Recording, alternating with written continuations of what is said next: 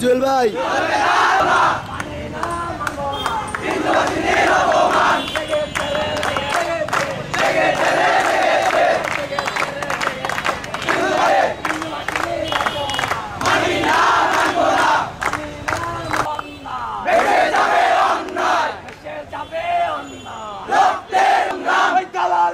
রাজপথ রাজপথ রাজপথ চোখের অপমান মানি না মানব না সংগ্রাম চলবে না চলবে না।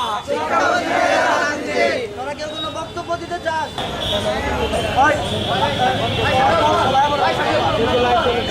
গতকাল আমাদের এখানে একটা রাজনৈতিক দলের মিছিল ছিল বা পদযাত্রা ছিল। তারা তাদের টাঙ্গাইলের যে কেন্দ্রীয় নেতৃবৃন্দ তারা আমাদের স্কুলে যায়। শিক্ষকদের অনুমতি ব্যতীত তারা বিভিন্ন ক্লাসরুমে প্রবেশ করে। এরপর হচ্ছে শিক্ষার্থীদের বিভিন্ন কথা বলে, মানে অরাজনৈতিক কথা বলে, যে এটা কোনো রাজনৈতিক না এই বলে শিক্ষার্থীদের বের করে নিয়ে যায়। এরপর পরিস্থিতি যখন স্বাভাবিক দিয়ে যায়, তারা যখন বিশৃঙ্খলা সৃষ্টি করে, শিক্ষকদের সাথে তর্কাতর্কি করে, তখন শিক্ষকরা বাধ্য হয় মর্নিং শিফট ছুটি দেওয়ার জন্য। মর্নিং শিফট ছুটি দেওয়ার পর তারা বাসায় চলে যাওয়ার কথা। তারা গিয়েছিল ওই মিছিলে। তারা তো গতকাল যে ঘটনাটা ঘটেছে আমার ছোট ভাইদের সাথে, এটা খুবই নেক্কারজনক একটা ঘটনা।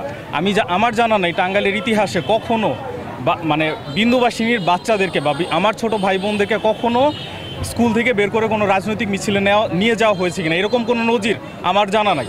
অফ দ্য চাইল্ড 1989 সালের একটা ট্রিটি, যেটা ইন্টারন্যাশনালি এবং বাংলাদেশে এটার একটা পার্টি, সেটার আর্টিকেল 28 এবং 36, যেখানে শিশুর নিরাপত্তা এবং শিক্ষার অধিকার নিয়ে কথা বলা হয়েছে, আপনারা সেটা ভায়োলেশন করেছেন।